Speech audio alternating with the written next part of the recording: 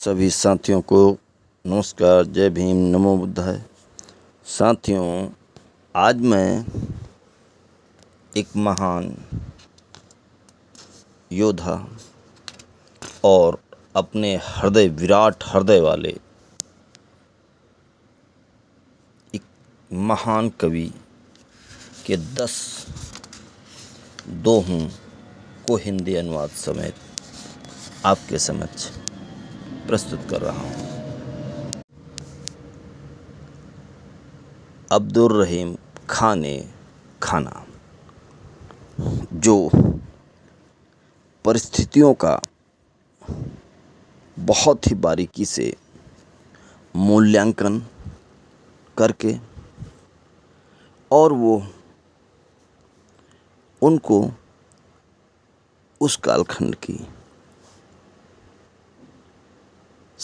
इस कालखंड के संदर्भ में समाज को क्या संदेश दे रहे थे, क्योंकि वो बहुत बड़े कलम के सिपाही रहे हैं। वो तलवार और कलम दोनों में उन्हें महारत हासिल थी।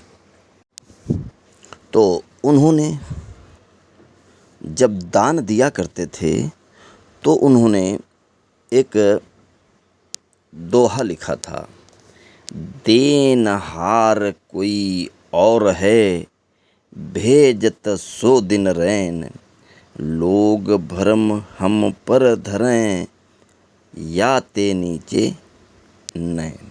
इसका अर्थ है कि देने वाला तो कोई और है जो दिन रात भेज रहा है, और लोगों को यह भ्रम है कि रहीम दे रहा है। इसीलिए मैं अपने दोनों आँखों को नीचे कर लेता हूँ। रहीम बहुत ही विराट व्यक्तित्व के कवि थे।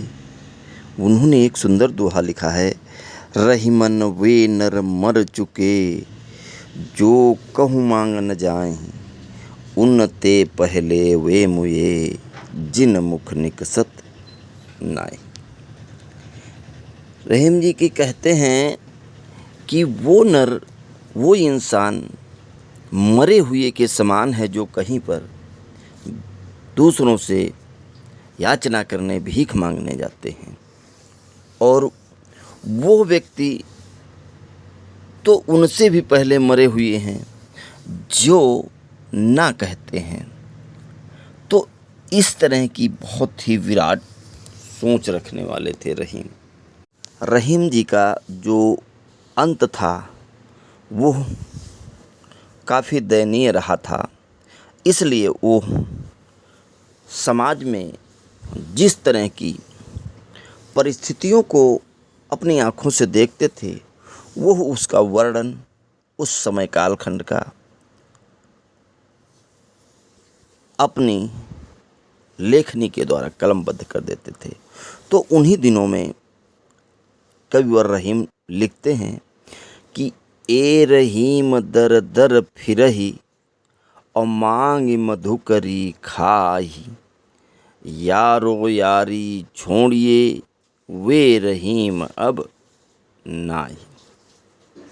रहीम जी कहते हैं कि जब उनकी दयनीय स्थिति हो गई थी कि मैं तो इधर उधर भिक्षा मांग करके खा रहा हूँ, तो वो सभी से कहते हैं कि यारो दोस्तों, अब रहीम की यारी करना छोड़ दीजिए, क्योंकि अब वो रहीम नहीं हैं जो पहले कभी हुआ करते थे, आप लोगों को दान दिया करते थे। क्योंकि मैं तो खुद जगह जगह भिक्षा मांग करके खा रहा हूँ। आगे उन्होंने उन्हीं अंतिम दिनों में दयनीय स्थिति में एक और दोहा लिखा था कि रहीमन चुप हो बैठिए, देखी दिनन के फेर, जब नी के दिन आई, हैं बनत न लगी है देर। रहीम जी ने कहा है कि अभी हमारा जो समय है वो अच्छा नहीं है, इसलिए हमें अभी धैर्य रखना चाहिए, शांति से इस समय का गुजरने का इंतज़ार करना चाहिए। और जब हमारा अच्छा समय आएगा, या फिर कभी न कभी तो हमारा अच्छा समय आएगा, तो सारी हमारी परिस्थिति सही हो जाएगी। रहीम जी इसी पे आगे एक और दोहा लिखे हैं कि पावस देख रहीमन कोयल साधे मौन, अब दादुर्वक्ता भये हमको पूछत कौन। तो यहाँ पे रहीमदास जी कहते हैं कि जिस प्रकार से बरसात का महीना जब आता है तो कोयल मौन हो जाती है, उसी प्रकार से वो अपने आप को भी कहते हैं, या हर उस इंसान को सलाह दे रहे होते हैं कि जिस प्रकार से कोयल बरसात आने पे मौन है, उसी प्रकार से मैं भी जब समय काल सही ना हो तो मौन रहना चाहिए। और कहते हैं कि जिस प्रकार से बरसात में जो मेढक है वो वक्ता बन गए हैं, और ऐसे समय में या बुरे दौर में हमें कौन पूछेगा। तो रहीम जी वर्षा ऋतु को ही देख करके इस तरह का वर्णन अपनी उस दयनीय स्थिति से समाज की करते हैं। तो आगे रहीम ने अपने दोहे में कहा है कि रहीमन निज मन की व्यथा, मन ही राखो गोय, और सुन अठिलई हैं लोग सब, बाटिन लय हैं कोई। रहीम जी ने समाज के सभी इंसानों को ये संदेश देना चाहा है कि जिस प्रकार से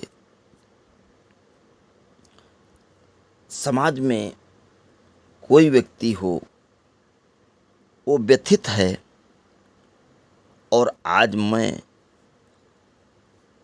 जिस स्थिति में हूँ तो उस स्थिति का एनालिसिस करके ही उन्होंने बताया है, समाज के हर उस इंसान को जो परेशान है किसी न किसी प्रकार के कष्ट से, तो अपने व्यथा परेशानी किसी बाहरी व्यक्ति को ना बता करके अपने अंदर ही छुपाए रखे,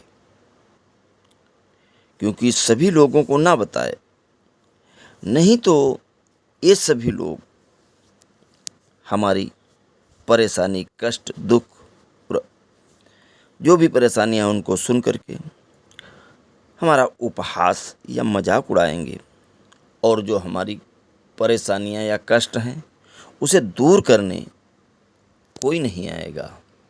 रहीमदास जी ने प्रेम के ऊपर भी एक दोहा लिखा है, रहीमन धागा प्रेम का मत तोड़ो चटकाए, टूटे से फिर ना जुड़े, जुड़े गांठ पर जाए। रहीम जी कहते हैं कि जो प्रेम रूपी धागा है उसको अपने क्रोध में या आवेश में आकर के नहीं तोड़ना, क्योंकि ये बहुत ही नाजुक होता है, और यदि ये प्रेम रूपी धागा एक बार टूट गया तो फिर दोबारा जुड़ेगा नहीं, और यदि जुड़ेगा भी तो वो बात नहीं रहेगी जो पहले थी, उसमें गांठ पड़ जाएगी। रहीम जी आगे कहते हैं जो अच्छे लोग होते हैं तो वो यदि कभी रूठ जाएं तो उसके बारे में भी वो लिखते हैं कि रूठे सुजन मनाइए, जो रूठे 100 बार, और रहीमन फिर पोहिए, टूटे मुक्ता हार। रहीमदास जी कहते हैं कि जो अपने सगे संबंधी या अच्छे लोग हों, उन्हें रूठने के बाद में, चाहे वो सैकड़ों बार रूठ जाएं, उन्हें मना लेना चाहिए। जिस प्रकार से हम मोतियों की माला के मूंगे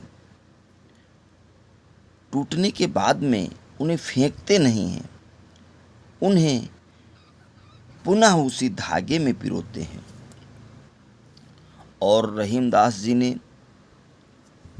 ये बदजुबानी जो है उस पर भी एक दोहा लिखा है और कहा है कि रहीमन जीभ्या बावरी और कहिगी सरग पताल, आप तो कहीं भीतर रही और जूती खात कपाल। कि रहीम जी कहते हैं कि हमारी जो जीभ्या त्वचा है वह इतनी बावरी पगली हो गई है कि क्या कह गई उसको खुद नहीं पता है,